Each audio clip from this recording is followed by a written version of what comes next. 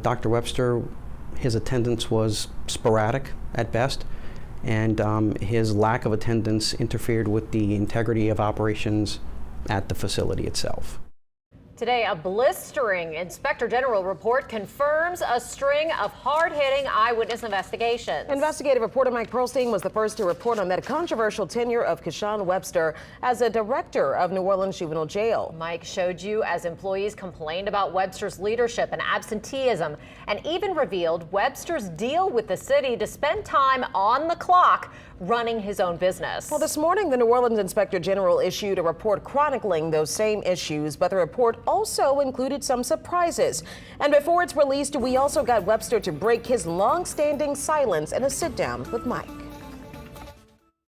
During Kyshun Webster's 3.5 years as the director of the Juvenile Justice Intervention Center, JJIC, there was no shortage of employee complaints. And if it's not to his satisfaction, he's going to once again go off and start yelling and screaming. And the conditions become uncomfortable. Some people are just ran off, and that's the honest truth.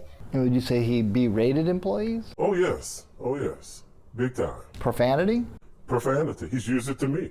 Shortly after Mayor LaToya Cantrell elevated Webster from interim to permanent director in 2019, he came up with a solution that would mute the employees' complaints. He decided to have his office soundproof. Records obtained by Channel 4 show that Webster not only ordered the soundproofing, but sent this angry email to the building superintendent when the project was slow to get started. The email begins, "My patience is growing short." Records show that the total cost of the project was more than $16,000. I simply shut my door and I lower my voice.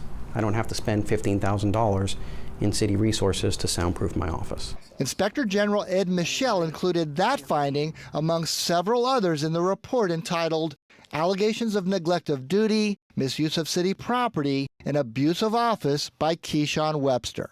Other findings include Webster's spotty attendance and the questionable introduction of Webster's personal pet into the lockup to be used as a service dog. On Webster's attendance, the report states, quote, "The complainants allege that Kyshun Webster does not report to work on a regular basis, and his absenteeism is affecting the operation of the JJIC." Again, I don't see that this is a job that you can do part-time. It requires boots on the ground all the time. The IG found that over a 1-year period through October 2021, Webster's electronic keycard was used only 13 times to enter the building. Webster told an IG investigator that he bypassed the electronic system much of the time, but he defended his work attendance. As for running an outside business, so it was no secret that I had other business interests, so we followed all of the city rules with disclosing that I had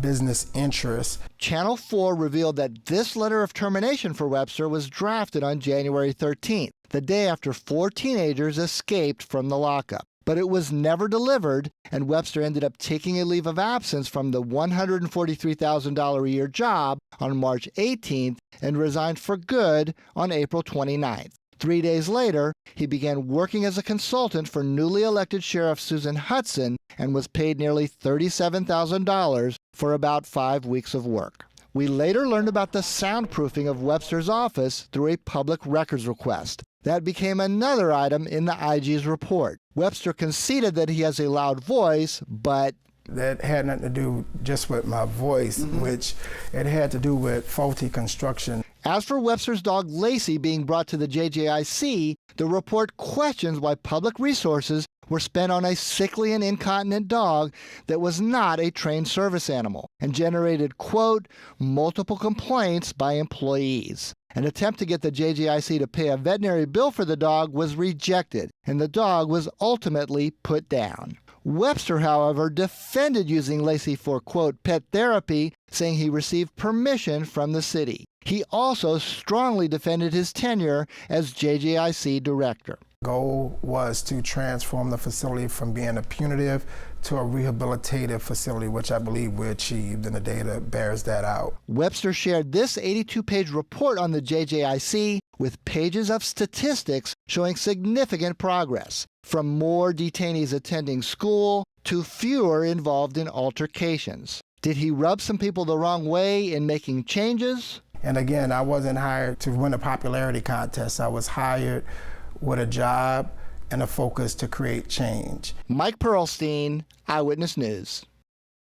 And now the city's official response to the report was a brief note from CAO Gilbert Montano stating that all employees of the JGIC, including the director, must now adhere to strict security guidelines, which include electronic records of everyone who enters the building. Katie and Cherise? All right, Mike, thank you so much for that update in that investigation.